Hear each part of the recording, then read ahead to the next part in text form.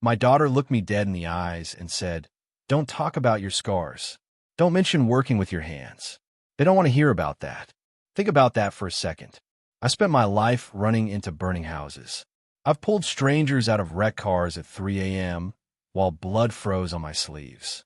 I raised her alone after her mom passed, worked double shifts, skipped meals so she wouldn't have to. And now here she was, smoothing her fancy dress at a table of people I barely knew, telling me to sit down, shut up, and hide who I am, because my scars embarrass her.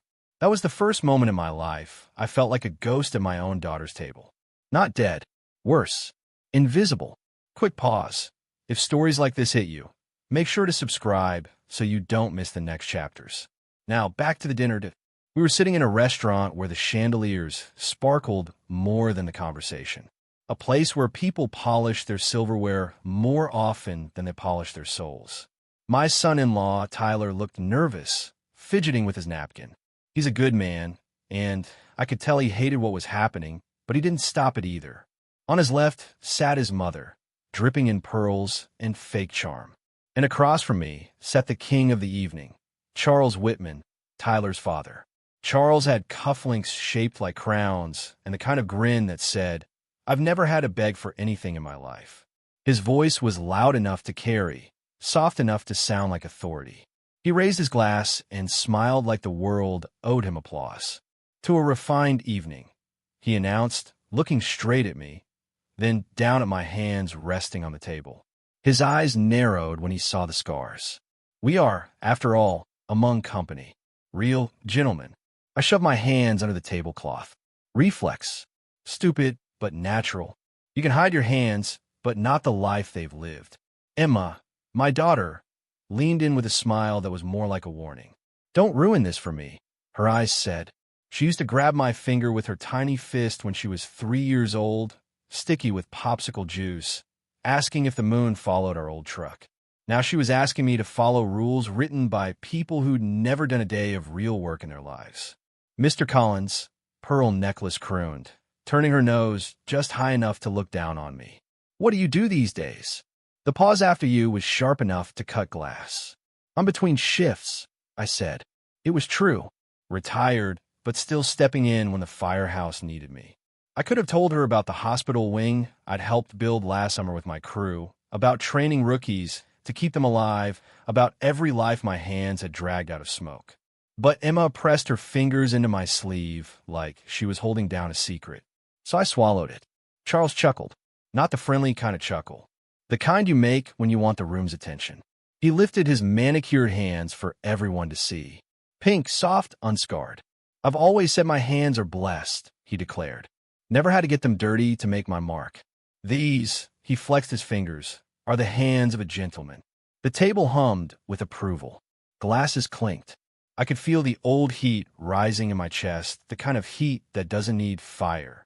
The memories crawled out like smoke, broken helmets, blistered skin, the sound of a child coughing in a room you couldn't see but had to charge into anyway. I bit my tongue. I didn't come here to fight. I came because Emma begged me. A text message that sounded like a truce. "Please come, Dad." For me. Dinner arrived on plates that looked like abstract art. Drizzles of sauce, sprigs of green stacked like Jenga pieces. Dad loves trying new things. Emma chirped, trying to smooth things over. "I like what fills you up," I muttered, and she blushed like I'd cursed. The conversation sailed to planets I'd never land on. Stocks and investments, private golf courses, gallery openings for painters who only painted white squares. I stayed quiet. That's a skill I earned in louder rooms, where silence could save your life. Here, it just kept me from saying the truth too bluntly. "Emma tells us you're from a service background," Pearl Necklace said sweetly. "Public service?" I answered. "Fire department. Volunteer work is admirable," Charles said, giving me a nod like he was tossing me a crumb. "But tonight, let's not dwell on hardship. We want to see real gentlemen at this table." The words slammed down like steel doors. Real gentlemen. According to him, I didn't qualify. According to my daughter, I wasn't supposed to even try. Tyler tried to save me. "Mr. Collins taught me how to fix my car last winter. He knows his way around an engine." Charles laughed. "Mechanics are for young men. Success, my boy, is about leverage, not torque. He raised his glass again. To leverage and to hands that steer instead of sweat. The table erupted with laughter. Mine stayed empty. I reached for my water and sipped it like medicine, counting to 10 in my head the way I used to count breaths through my oxygen mask. 1, 2, 3. I scanned the exits out of habit, not because I wanted to leave, but because you never stop being what you are. A firefighter never stops noticing escape routes, even in a room full of chandeliers and liars. Dad, Emma said carefully, tell them about your favorite book. It was her olive branch, the thing she thought made me harmless. She meant The Old Man and the Sea, the battered copy I kept in my truck. I smiled at her. I like stories where the tide turns. Charles set down his fork with a smirk. In my experience, tides don't turn on their own. People of my station create the conditions. I looked at him and saw a man who thought fire obeyed pedigree. A man who believed smoke checked bank accounts before it filled your lungs. Excuse me, I said, pushing my chair back. The bathroom mirror showed me a cracked riverbed across my cheek. I ran cold water over my hands. Scarred, stiff, real. These weren't the hands of a gentleman by their rules, but they were my hands, and they had saved lives. When I came back, dessert was on the table, glass cups of creme brulee, flames tamed and trapped under caramel crust. Charles tapped his spoon against the rim, calling the room to attention. A toast, he declared. To family, yes, but also to standards. To legacies money can't buy. To real gentlemen. Glasses lifted high. I raised mine because Emma's eyes were begging me not to ruin her night. But I didn't drink.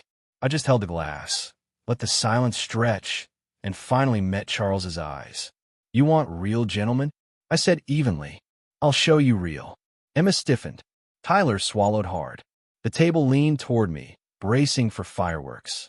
But I just smiled, slid my hands back under the linen, and let them think they'd won.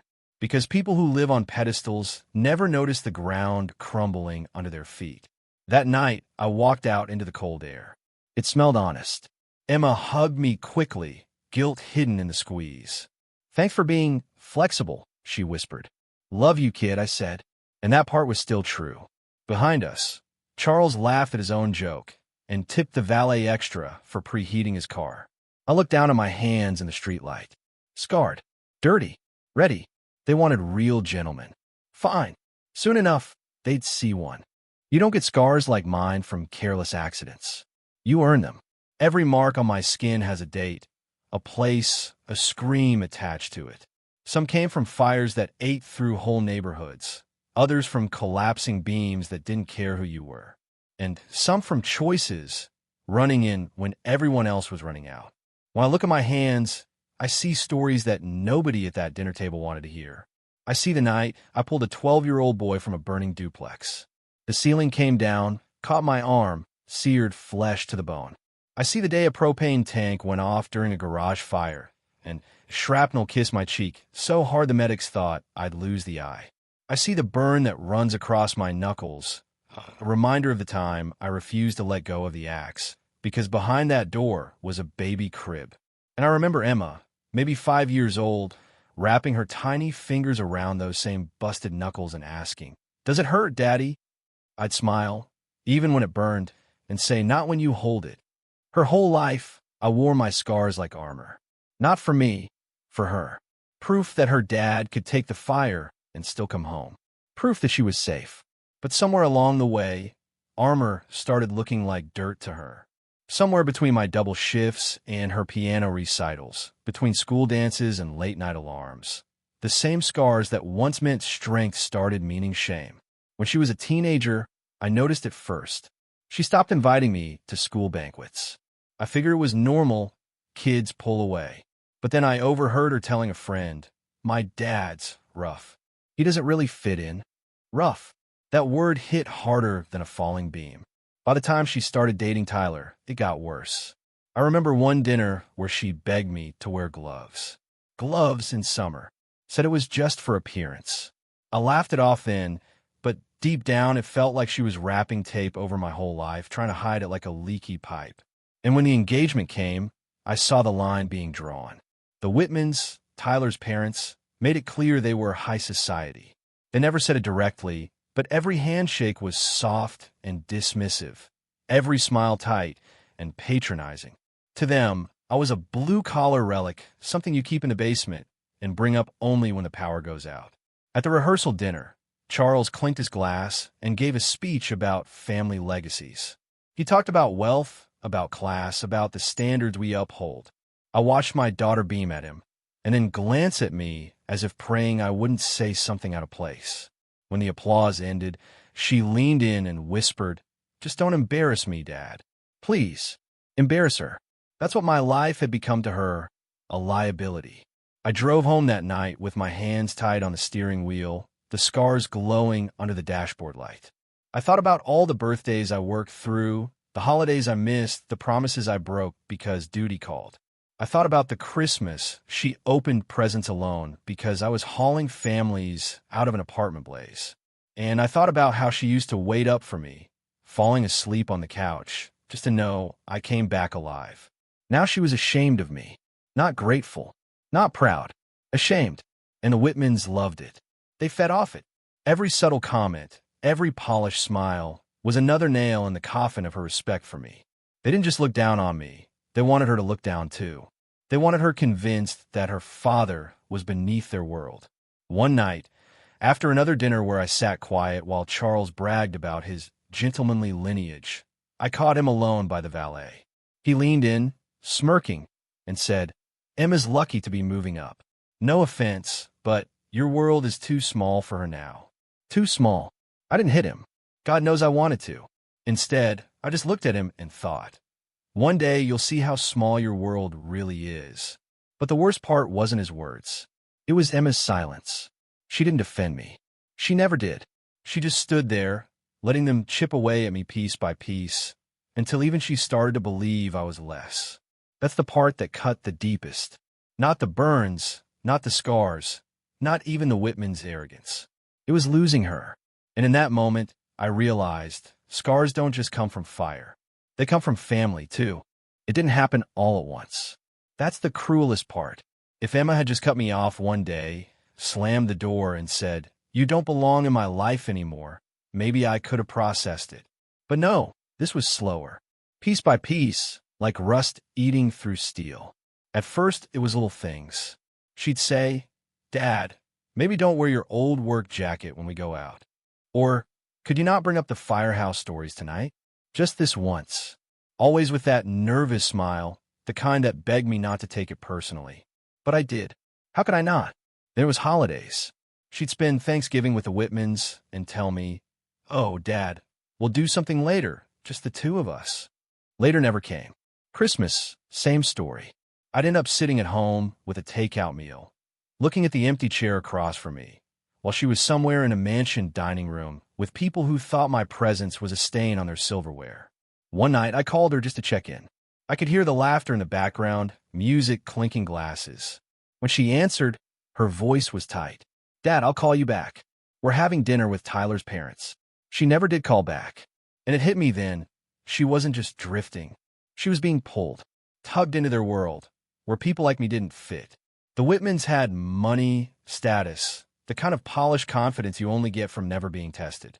They drifted into her like poison disguised as honey. Charles would say things like, "Emma, you deserve comfort after all you've been through." Or, "You shouldn't have to settle for roughness." He never said my name, but he didn't have to. I was the ghost in every sentence. I noticed how she started parroting them. Once, at a family gathering, she snapped at me for telling Tyler a story about a warehouse fire. "Dad, nobody wants to hear about smoke and danger over dinner." Her voice cracked, and for a second I thought she realized how cruel it sounded. But then she looked at Charles, saw his approving smirk, and she didn't take it back. That night, driving home, I felt something inside me split. I wasn't just losing her respect. I was losing her loyalty. It came to a head at a barbecue Tyler hosted. It was supposed to be casual, burgers, beer, laughter. I showed up with a cooler of my homemade chili. It had always been Emma's favorite growing up. I thought maybe this was my chance to remind her who I was.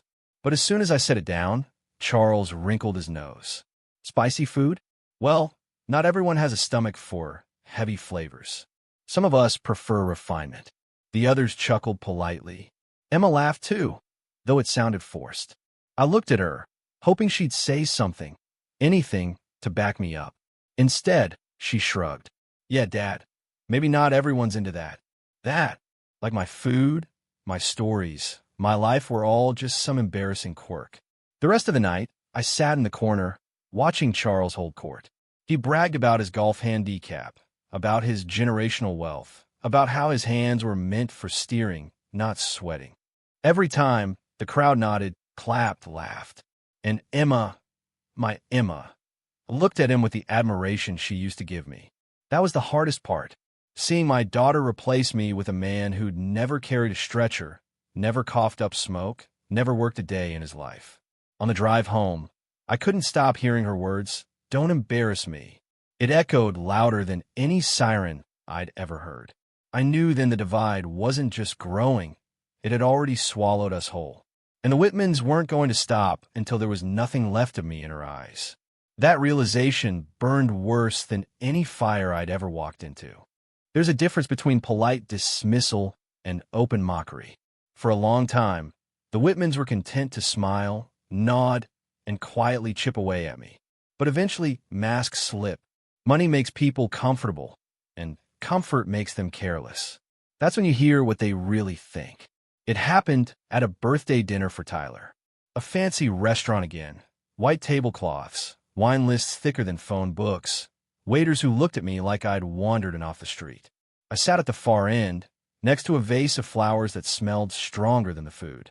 Emma was across from me, her smile stretched thin like a rubber band about to snap. The night started the same.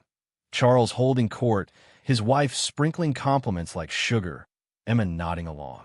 I stayed quiet, focusing on a steak I could barely taste. Then I heard it. Charles leaned toward one of his friends, not realizing or not caring that I was close enough to hear. You know, some men were made for suits, and others, he gestured vaguely in my direction, well, some were just made to carry ladders. His friend chuckled. At least he's useful. I suppose every family needs someone who can unclog a drain. The table laughed. Not just a giggle.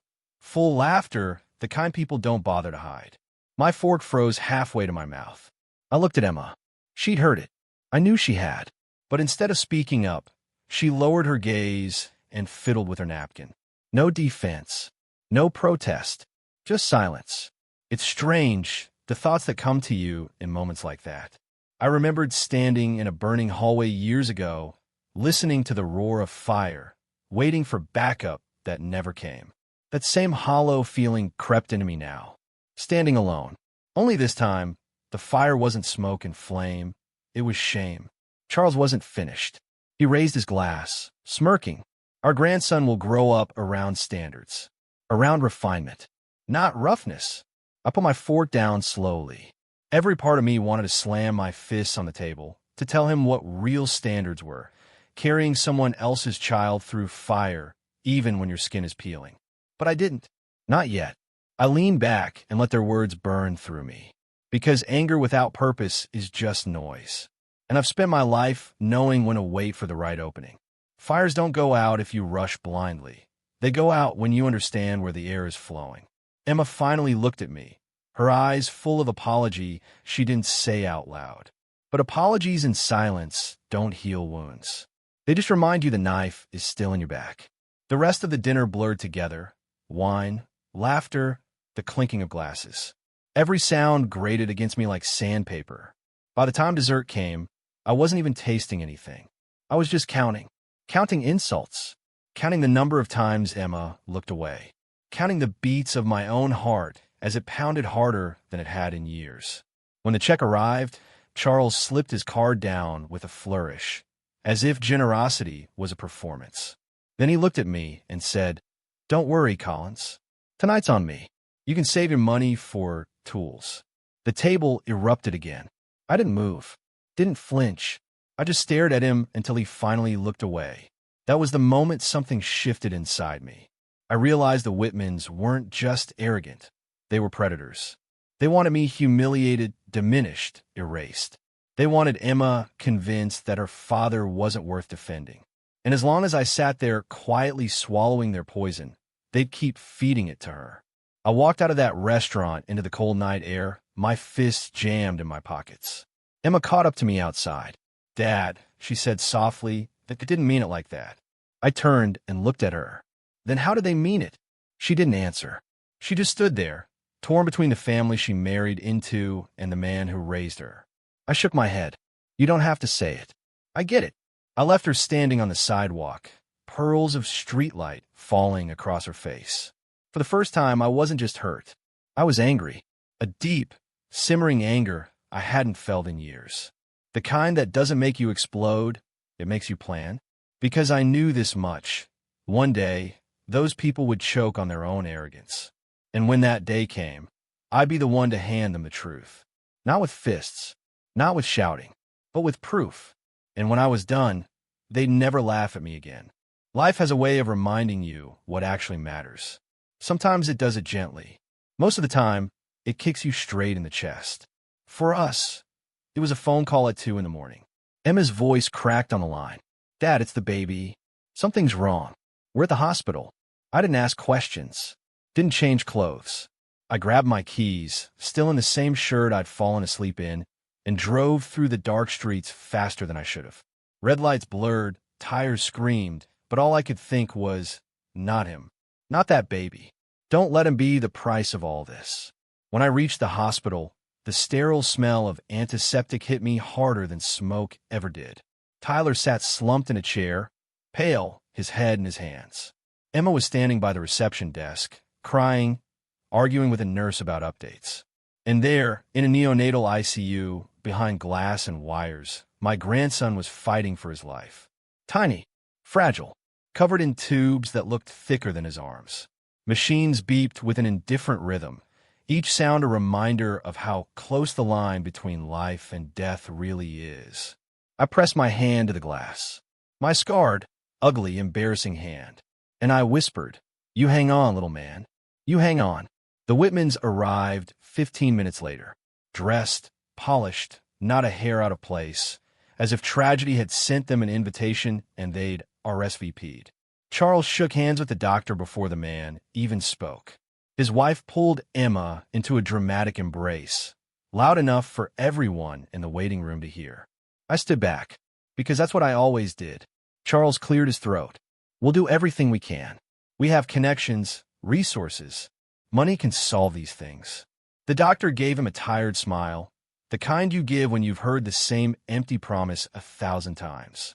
"Sir, with respect, money doesn't heal lungs. We'll do what medicine can." But Charles nodded anyway, as if his wallet had already cured my grandson. Emma clung to me for the first time in months. "Dad, I'm so scared." I wrapped my arm around her. I didn't give her speeches. Didn't say, "I told you so." I just held her the same way I had when she was a little girl terrified of thunder. Some things don't change. Days blurred into nights. I stayed in that waiting room like it was a firehouse bunk. Coffee, chairs, pacing the same floor tiles until they etched into my shoes. Every time a nurse came out, my heart stopped. Every time the machines beeped differently, my lungs locked. And through it all, Charles kept talking. To Emma, to Tyler, to anyone who would listen. "We'll make sure he gets the best care. Our influence will ensure the finest doctors." It's what families of standing do. I wanted to grab him by the collar and scream, "It's not your money keeping him alive. It's those nurses, those doctors, that ventilator humming in the dark." But I didn't. Not yet. Instead, I stayed. Quiet. Watchful. Like I had on countless calls, waiting for the right moment to act. One night, around 3 a.m., the waiting room was nearly empty. Just me, a vending machine humming in the corner, and Charles on the phone. His voice carried. Yes, of course I'll make sure my grandson grows up in the right environment. Not like her father. He means well, but he's basic. A man of dirt. The boy needs refinement. My fists clenched so hard my nails dug into my palms. For a moment, I thought about storming across the room, finally letting the fire inside me break free.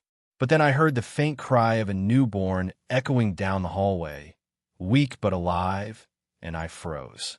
That cry wasn't just sound. It was a reminder. I wasn't here for Charles.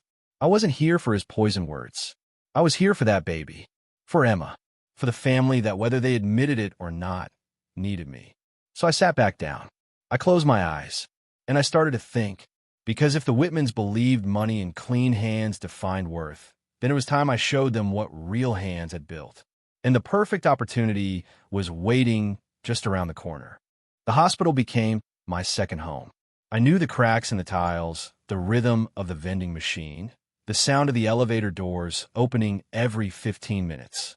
I learned which nurses smiled, even when exhausted, and which ones barked orders, because that's the only way to keep fear from winning. One morning, after another sleepless night in the waiting room, I wandered the hallway just to stretch my legs. My back ached, my shoulders burned, but I couldn't sit still anymore. I drifted past plaques on the wall, each one thanking donors or commemorating milestones. Most of them had names I didn't recognize: bankers, businessmen, philanthropists, all polished brass and engraved letters. Then one plaque stopped me cold. North Wing Expansion, built in partnership with Station 14 firefighters. I froze. My eyes traced the dates. 2 summers ago. My shift. My crew. Me. I remembered the sweat stinging my eyes as we hauled beams under a July sun. I remembered the calluses, the cement dust that stuck to our skin for days. We'd worked side by side with contractors when funding ran short because we knew what it meant. That wing was built for critical care, for saving lives that couldn't wait. And now my grandson was inside that very wing, breathing because of it. I pressed my fingers to the cool metal plate. My scars lined up against the words like puzzle pieces fitting back into place. It hit me so hard I had to lean against the wall.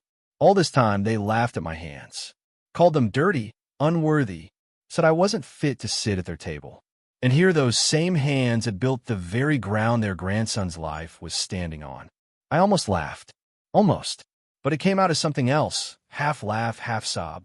A sound that belonged in the firehouse locker room after a long shift, not in a hospital hallway. Later that day, I asked a nurse for more information. She pulled out a file and explained how volunteers had stepped in when budgets fell through. Honestly, she said, if it weren't for you guys, this wing wouldn't exist. People like your crew, people like you, made this possible. People like me. I wanted to run straight into the waiting room and shove that plaque in Charles's smug face. To drag Emma to the wall and show her, this is what your father built. This is who he is. But I didn't. Not yet. Because anger is loud, but truth is louder when it's timed right. Instead, I carried the knowledge with me like a live coal in my chest. It burned, but it also gave me light. That night, as I sat in the dim waiting room with Emma dozing against my shoulder, I looked down at her. For the first time in years, she was leaning on me the way she had as a child. Her breathing was uneven, her hand clutching my sleeve like she was scared to let go. I whispered to her, though I knew she couldn't hear. They think they've won. They think there's now. But one day, Emma, one day you're going to see who your father really is. The monitors in the NICU beeped steadily, a lullaby of survival. And in that rhythm, I started planning. I called an old buddy from Station 14 the next morning. Hey, remember the hospital project? Do we still have the paperwork? He laughed. Of course we do. Photos too. Why?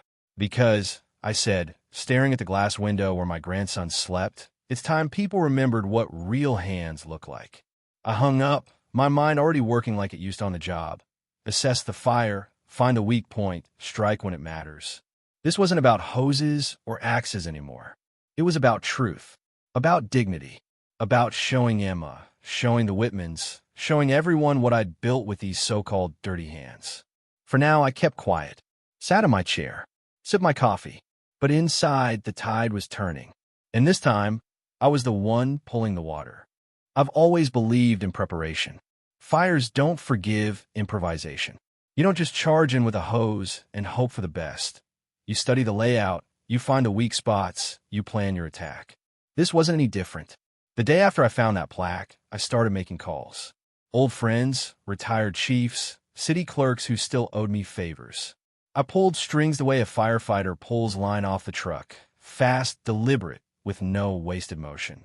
Within a week, I had a folder an inch thick. Blueprints of the hospital's north wing, with volunteer signatures scrawled across the margins.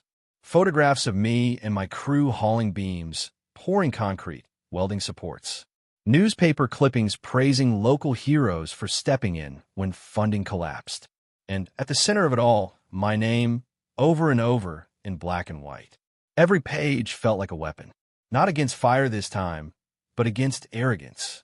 I didn't stop there. I drove to Station 14, walked into the dusty archives, and pulled out the project logbook. My handwriting filled whole pages, shift schedules, notes about delays, lists of materials we'd salvaged to cut costs. One entry made my throat tighten. Hot day, crew exhausted, but we push on. This wing might save lives someday. Someday. And that someday was now. My grandson was breathing because of it. I photocopied everything. Made multiple sets. One for me. One for Emma. One for anyone who dared deny it. At night, I laid it all out on my kitchen table. The folder glowed under the lamp like an arsenal. I traced the photos with my scarred fingers, remembering the heat of that summer, the grit in my eyes, the laughter of men who knew sweat was the price of pride. And I thought, this is what they need to see. Not just words, not just anger, proof. Meanwhile, the Whitmans carried on with their polished charade. They visited the hospital every day, strutting through the halls like royalty. Charles shook every hand like he was campaigning for mayor. His wife clucked sympathy in that syrupy tone people use when they want to sound kind but only crave attention. They still ignored me, of course. Treated me like an old chair in the waiting room, something you notice only when it squeaks. That was fine. Let them underestimate me. One evening, as I walked back from the vending machine with another bitter cup of coffee, I overheard Charles again. This time he wasn't on the phone. He was speaking directly to Emma. "Sweetheart," he said, "your child will grow up in a world of refinement. That's what we provide. A standard. A legacy. We don't need rough examples around him. It's important we show him what real men look like." Emma nodded weakly. My chest twisted. She wasn't agreeing, not fully, but she wasn't disagreeing either. I wanted to march over, shove the folder in his smug face right then and there. But no, not yet. The timing had to be perfect. Because truth without spectacle gets forgotten. But truth revealed at the right moment, that leaves scars. I started planning the stage. The Whitmans loved attention. They thrived on it, which meant their own pride would be the rope they'd hang themselves with. I pictured it clearly. A celebration dinner, their friends gathered, Charles raising a glass to toast his legacy. And then me, standing, calm, collected, sliding those documents across the table like a dealer laying down a royal flush. The image burned into me. I could almost hear the silence that would follow. Almost see Charles's face draining of color. Almost feel Emma's eyes widening as she realized what her father truly was. Not a burden, not a shame, but the man who built the ground beneath her child's survival. Until then, I waited. I kept collecting, kept preparing. I asked an old friend to clean up the photos, enlarge them. I spoke with the hospital director, got confirmation letters on official letterhead. Every piece added weight to the hammer I was about to swing. And through it all, I stayed silent. Smiled when Charles strutted past me. Nodded when his wife prattled on about society standards. Because the tide was still rising. And when it finally crashed down, it was going to drown them. The night of the dinner came faster than I expected. One moment, I was pacing hospital corridors with a paper cup of bitter coffee in my hand, and the next, I was pulling on my one decent jacket, smoothing the collar like a man preparing for battle. It wasn't just any dinner. It was their dinner. The Whitmans' carefully curated celebration of lineage and gentlemanly standards. Charles and his wife had invited friends, colleagues, and anyone who could nod approvingly at their self-appointed status. It wasn't about my grandson's survival anymore. No, this was about showcasing power, polish, and pedigree. I wasn't supposed to be there. Emma told me it might be uncomfortable for everyone if I showed up, but I didn't ask permission. I had my folder under my arm, heavy as a weapon, and I walked into that house like a man who knew his place, because I'd built it with my own hands. The Whitman house glittered, chandeliers dripping with crystal, silver polished, so bright it almost blinded me. The air smelled like money and old arrogance.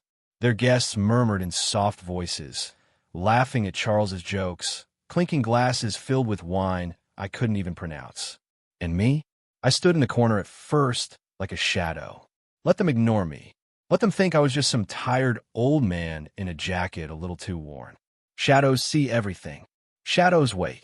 Charles was in his element. He moved from guest to guest like a king among courtiers. His hands, those soft, unscarred hands, rested on shoulders, shook other men's palms, held his wine glass with theatrical elegance. I heard him say it again, as if rehearsed. My hands have never known a day of dirt. Not once. That is the mark of a true gentleman. Laughter followed. Applause even. I felt the folder under my arm burn. I imagined slamming it down right there, cutting through his smug speech like an axe. But not yet. Patience. Timing is everything. Dinner was announced, and we filed into the grand dining room. Long table, candles flickering, silverware arranged with military precision. I sat near the end, next to a chair no one else wanted. Fine by me. The meal began with toasts. Charles raised his glass. His wife smiled like royalty. They spoke of standards, of family legacy, of tradition. Every word coated in sugar, but dripping with venom. Then, inevitably, Charles's eyes swept toward me. He paused, just long enough for everyone to notice. And of course, he said, voice booming with false warmth, "We are grateful to have Emma's father here tonight, a man of humble roots. Proof that our family knows how to embrace all walks of life." The table chuckled. Some people glanced at my jacket, at the roughness in my hands. Emma lowered her eyes, shame flickering across her face. That was the moment my grip tightened on the folder. My pulse beat in my ears. Not yet, I told myself. Not tonight, but soon. I'll let him have his laugh. I'll let them all sip their wine and cut their meat with knives polished brighter than truth. Because when my moment came, no one would be laughing. Instead, I leaned back in my chair, forcing myself to stay calm. My scars itched under the candlelight, like they knew justice was close. Across the table, Charles kept talking. About investments, about travel, about how his family line had never been a knee to labor. He spoke like a man performing for an audience, and his audience adored him. I studied their faces. Every smirk, every nod, every approving smile. This was their world, a stage built on arrogance. And I was the man waiting behind the curtain, holding the one prop that would collapse the whole act. I didn't need to shout. I didn't need to fight. All I had to do was wait for the curtain call. Because revenge, like fire, burns brightest when it's starved of oxygen, until the right spark sets it loose. And my spark was coming. The moment came when dessert was served. Crystal glasses clinked, silver spoons tapped against china, and the smug laughter of Charles filled the room like smoke choking out the air. I let him play king long enough. He raised his glass once more. "To family," he said, that oily smile spreading across his face. "To the values we pass down. To hands," he looked directly at me, "that remain unsoiled by crude labor." Laughter again, louder this time. Even Emma forced a small smile, though I saw her eyes flick nervously toward me. She knew, deep down, she knew I wouldn't stay silent forever. I pushed my chair back. The screech of wood against polished marble cut through their laughter. Heads turned. The room hushed. "You want to talk about hands?" I said, my voice low, steady, carrying down the table like a current. I set the folder on the linen tablecloth. My hands, scarred, burned, roughened by years of smoke and steel, rested on it. "Let's talk about hands." Charles chuckled, though his eyes tightened. "Oh, please don't make this."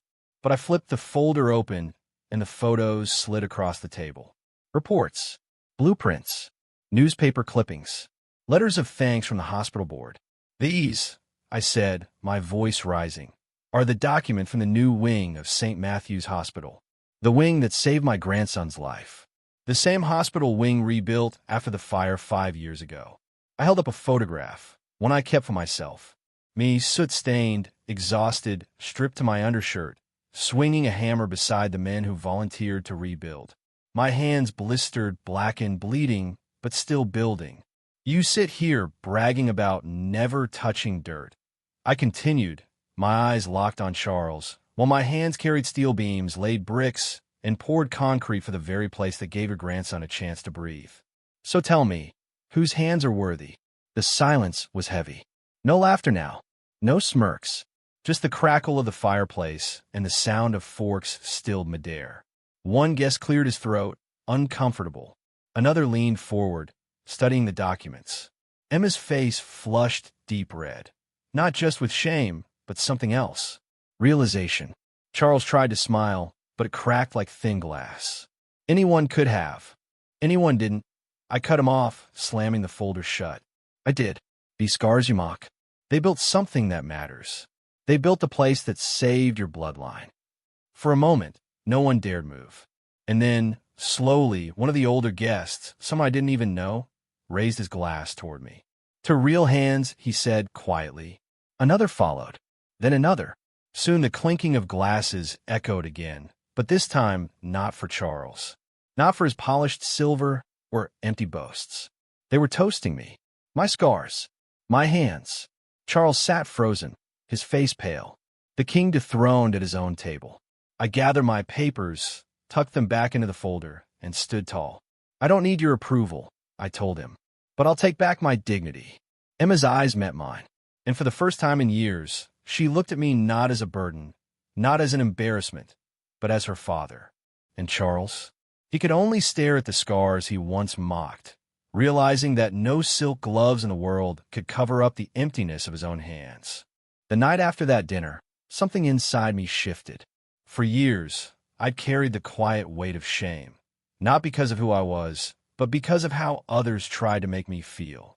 My daughter's words, Charles's sneers, those endless comparisons they had dug into me like rust eating through steel.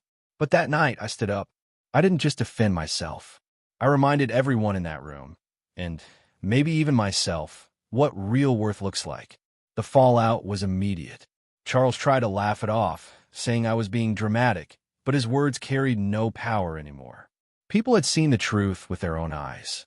They saw the hospital reports, the photos, the proof that the very hands he mocked had built something that saved his own grandson's life. His smug mask cracked, and for the first time he looked small. Emma didn't speak much that night, but the next morning she called me. Her voice trembled. Dad, I'm sorry. I didn't say anything at first. I let her speak. She told me she had let herself get blinded by appearances, by Charles's constant need to prove himself. She admitted she'd been ashamed, not of me, but of how her husband's family might judge her for having a father who worked with his hands instead of sitting behind a desk. It hurt to hear, but it healed too, because at least it was the truth. Weeks later, when my grandson was healthy enough to leave the hospital, Emma asked me to carry him out. Not Charles, not her husband, me. She placed that tiny life in my scarred hands and said quietly, "These are the hands I trust." And in that moment, I knew I didn't need Charles's approval, or anyone else's. I had my family back. I had my dignity. And I had proof that the scars I carried weren't marks of shame, but of love, sacrifice, and survival. Life didn't magically become perfect. Charles still avoids me, and honestly, I prefer it that way. But Emma visits more often now. She calls. She doesn't hide me anymore. And every time I hold my grandson, I feel something I hadn't felt in years, peace. Because in the end, revenge wasn't about hurting Charles. It was about reminding him, my daughter, and myself that true worth doesn't come from clean hands or polished words. It comes from what you've built, who you've protected, and the scars you've earned along the way. So, if you've ever felt like someone tried to make you less because of who you are or what you've lived through, remember this. Scars tell stories. And sometimes, those stories are stronger than all the polished lies in the world. If you've made it this far, thank you for listening to my story. Don't forget to subscribe so you don't miss more powerful stories like this one. Hit that like button if this touched you.